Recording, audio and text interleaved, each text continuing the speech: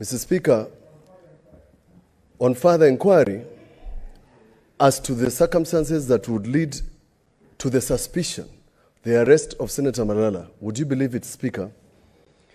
The person in charge told us that Senator Malala is accused of having distributed Government of Kenya sanitizers in Mumias yesterday. And Speaker, I want to look into your eye because I'm addressing you. He was distributing sanitizers in Western Province. Yesterday, in Mumias in particular, yesterday, Senator Kasanga was in the press, our own senator, talking about COVID millionaires, people who have stolen masks, sanitizers to go and sell. Senator Malala was distributing sanitizers to widows. They misled us, Mr. Speaker, and this is very challenging. Because as lawyers, myself including Senator Omogeni, should not have let Senator Malala off. But we were told there's mischief in this chamber.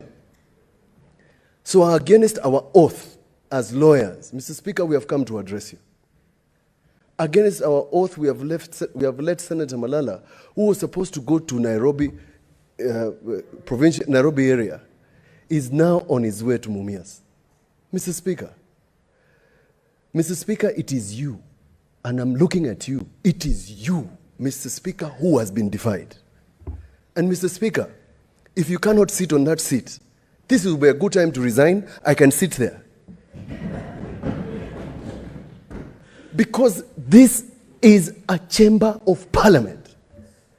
It is to an extent, Mr. Speaker, you have such powers that if there was a vacancy in the executive, Mr. Speaker, you could be a president. And for even a rumor, Mr. Speaker, that you're under pressure. I hear you're under pressure. Pressure from who? Did God call you? Did you speak to God this afternoon, Mr. Speaker? Who is pressurizing you? It's good you said it's a rumor. Yes. Because I'm not under any pressure. Mr. Speaker, if you are not under any pressure and nobody has called you, Mr. Speaker, this session must end now.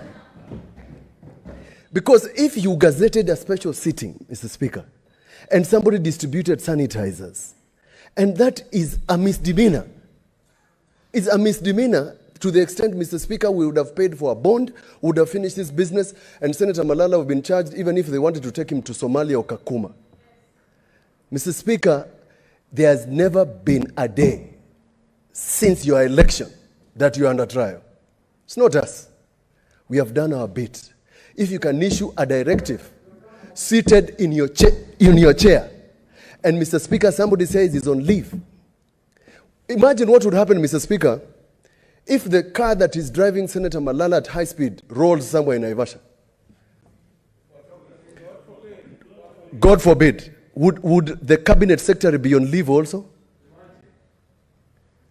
The contempt that they are treating us, the contempt they treat people who are elected, Mr. Speaker, tells you, Mr. Speaker, that this country is on the brink. But let me just finish, because in my anger I might say something that might lead to things I don't want to say. This is what the 32nd president said, and I'm talking to the powers, because other than taking my life, you have nothing, no control over me. He said this in 1941. We too, born to freedom and believing in freedom, are willing to fight and maintain freedom. We and all others who believe deeply, as we should, would rather die on our feet than live on our knees. We will not live on our knees. If, Mr. Speaker, you even direct we proceed, there will be so much chaos in this floor, Mr. Speaker. There will be no action. You will have to call police to arrest all of us. Because we cannot proceed, Mr. Speaker. It is chilling to think, Mr. Speaker, that we can proceed when our senators are being taken across the country on the highway. By force. with people carrying guns. Mr. Speaker, if there has been a violation of Parliament, Mr. Speaker. What's your point of order, Senator Kajwang? Mr. Speaker. Order, Senator Murkomen. Mr. Speaker, Senator Murkomen will not teach me how to prosecute my business here because I was brought here by the people of Homa Bay. Mr. Speaker, I didn't want to disrupt Senator Mutula. I feel him and I hear him. Could you, Mr. Speaker, just advise him not to threaten chaos in the House? That would be the orderly way to proceed.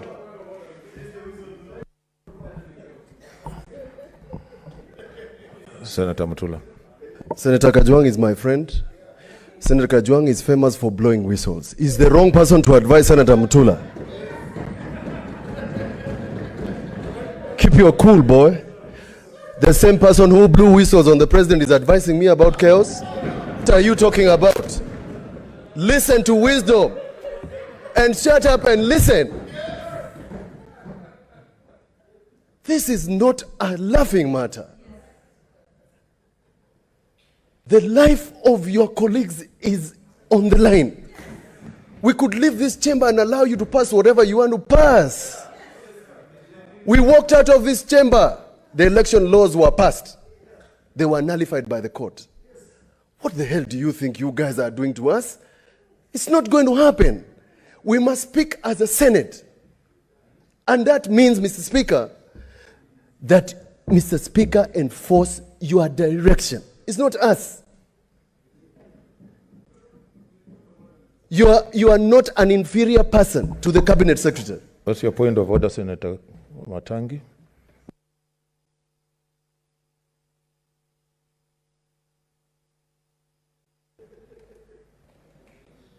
Mr. Speaker, equally too, I would absolutely not want to interrupt the flow of thought, and the wave of rising emotion that Senator Mutula Kilonzo is up to on this matter. All of us feel it, Mr. Speaker. My point of order, Mr. Speaker, there is only one speaker in this House, which is yourself. Order, members. And so, Senator Wambua, make your point of order. Cannot direct me, Mr. Speaker.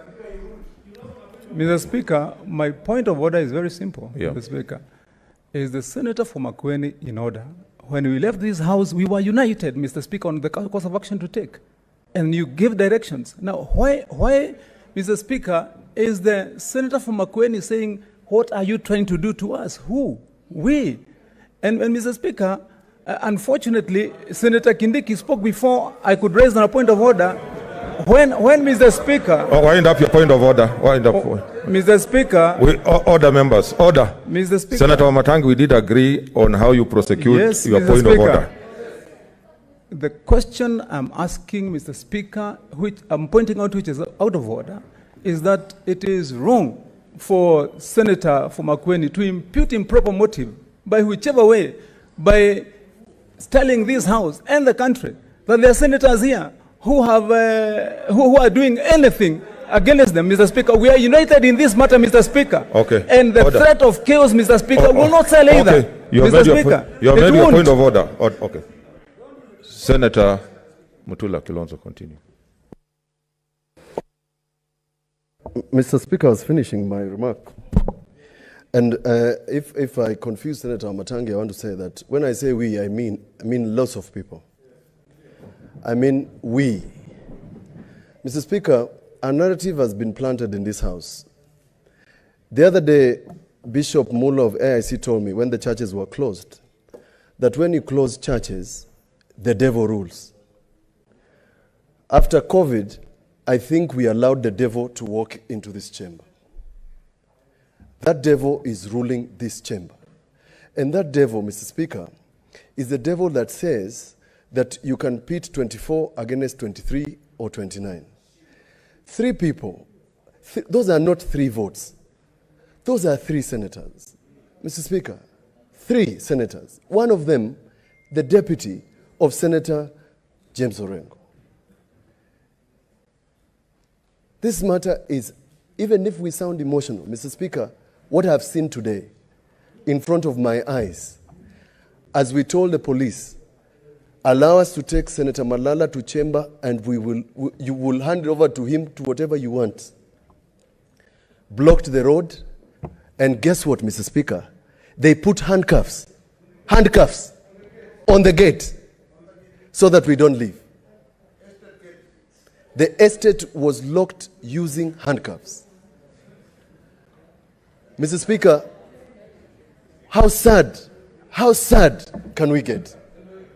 Mr. Speaker, I support this motion, not because of anything, but Mr. Speaker, I cannot imagine sitting in this house to debate anything. Mr. Speaker, because Senator Malala is not just a voter. Senator Lelegwe is not just a voter.